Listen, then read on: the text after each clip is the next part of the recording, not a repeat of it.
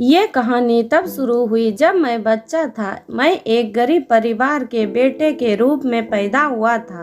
खाने के लिए भी हमें अक्सर भोजन की कमी हो जाती थी। जब भी खाना का समय होता तब माँ अक्सर मुझे अपने हिस्से का खाना दे देती थी। जब वह मेरे कटोरे में अपना चावल निकाल रही होती तो वह कहती थी, यह चावल खा लो बेटा, मुझे भूख नहीं है। वह था माँ का पहला जूठा। जब मैं बड़ा हो रहा था मैंने ये देखा था कि मेरी माँ दृढ़ निश्चयी है। हमारे घर के पास एक नदी थी, उसमें लोग मछलियाँ पकड़ा करते थे। अपने खाली समय में माँ मछली पकड़ने के लिए चली जाती। उसे उम्मीद थी कि उसे जो मछलियाँ मिलेगी वह मुझे मेरे विकास के लिए थोड़ा सा पौष्टिक भोजन दे सकती है। मछली पकड़ने के बाद वह मछलियों में एक ताज़ा मछली का सूप बनाती थी जिससे मेरी भूख बढ़ जाती थी। जब मैं सूप खा रहा होता तो माँ मेरे पास बैठ जाती और बचा हुआ मछली का मांस खाती, जो अभी भी उस मछली की हड्डी पर चिपका होता जिसे मैंने खाया नहीं होता।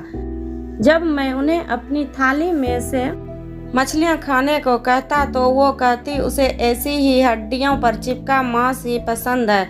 वह था माँ का दूसरा झूठ। फिर जब मैं जूनियर हाई स्कूल में था, मेरी पढ़ाई के लिए पैसे के देने के लिए माँ ने एक छोटी कंपनी में काम करना शुरू किया। इस काम से उसे हमारी ज़रूरतों को पूरा करने के लिए कुछ पैसे मिलने लगे। फिर सर्दियाँ आई। एक रात मैं अपनी नींद से उठा और अपनी माँ को देखा जो अभी भी जाग रही थी।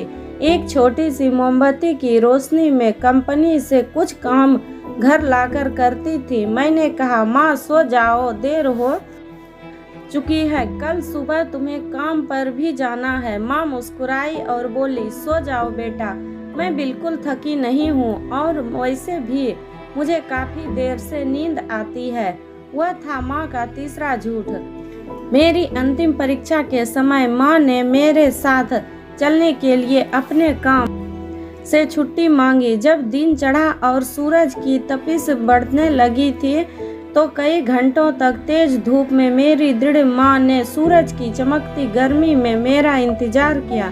जैसे ही घंटी बजी जिसने संकेत दिया कि अंतिम परीक्षा समाप्त हो गई है, माँ ने तुरंत मेरा स्वागत किया और मुझे एक ठंडी बोतल में से एक गिलास लस्सी पिलाई जो उसने पहले से मेरे लिए तैयार की थी। बहुत गाढ़ी लस्सी, लेकिन मेरी माँ के प्यार से ज़्यादा गाढ़ी नहीं। अपनी माँ को पसीने से लथपथ देखकर मैंने तुरंत उसे अपना गिलास दिया और उसे भी पीने के लिए कहा। माँ ने कहा, पियो बेटा, मुझे बिल्कुल प्यास नहीं है। वह था माँ का चौथा झूठ। बीमारी के कारण मेरे पिता की मृत्यु के बाद मेरी गरीब माँ को एकल माता पिता के रूप में अपनी भूमिका निभानी पड़ी। अपनी पूर्व नौकरी पर रहकर उसे हमारी ज़रूरतों को अकेले ही पूरा करना था। हमारे परिवार का जीवन अधिक जटिल था, बिना कष्ट के दिन नहीं। हमारे परिवार की हालत बद से बदतर होती देख एक सज्जन आदमी था जो मेरे घर के पास रहता था। वह हमारी मदद के लिए आया। वो छोटी या बड़ी समस्याओं से हमेशा हमारा साथ देता। हमारे बगल में रहने वाले अन्य पड़ोसियों ने देखा कि हमारे परिवार का जीवन कितना दुर्भाग्यपूर्ण था। वे अक्सर मेरी माँ को फिर से शादी करने की सलाह देते थे, लेकिन माँ जो जिद्दी थी उसने उनकी सलाह पर ध्यान नहीं दिया। उसने कहा, मुझे प्यार की ज़रूरत नहीं है। वह था माँ का पांचवा झूठ। जब मैंने अपनी पढ़ाई पूरी की और फिर नौकरी पा ली तो मेरी बूढ़ी माँ के सेवानिवृत्त होने का समय आ गया था, लेकिन वह ऐसा नहीं चाहती थी। वह हर सुबह ईमानदारी से बाजार जाती ताकि सब्जी बेचकर अपनी ज़रूरतों को पूरा कर सके। मैं जो दूसरे शहर में काम करता था अक्सर उसकी ज़रूरतों को पूरा करने में उसकी मदद करने के लिए उसे कुछ पैसे भेजता था, लेकिन वह पैसे न लेने की जिद करती। वो मुझे पैसे भी वापस भेज दिया करती। माँ कहती मेरे पास पर्याप्त पैसे हैं। वह माँ का छठा झूठ था। स्नातक की डिग्री से स्नातक होने के बाद मैंने फिर अपनी पढ़ाई मास्टर डिग्री तक जारी रखी।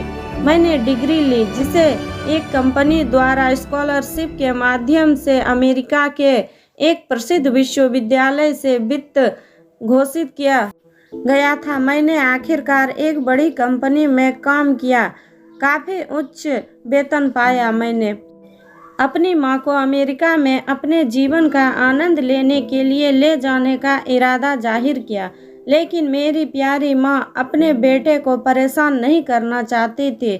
उसने मुझसे कहा, मुझे इसकी आदत नहीं है, मैं वहाँ नहीं रह पाऊँगी, मेरा मन नहीं लगेगा वहाँ।